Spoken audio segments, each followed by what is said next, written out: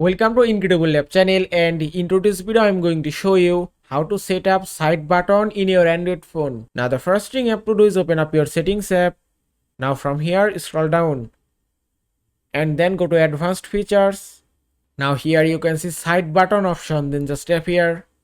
Now at first you have to enable this option from here and it's enabled successfully. Now here you can see two options, quick launch camera and open app. If I select quick launch camera option from here and then go to home screen, now if I double press on my side button and you can see that will open the camera app. You have to just lock your phone and then press 2 times on the side button. Then camera app will be open and that's it. Now if you go to same settings again, then select open app option.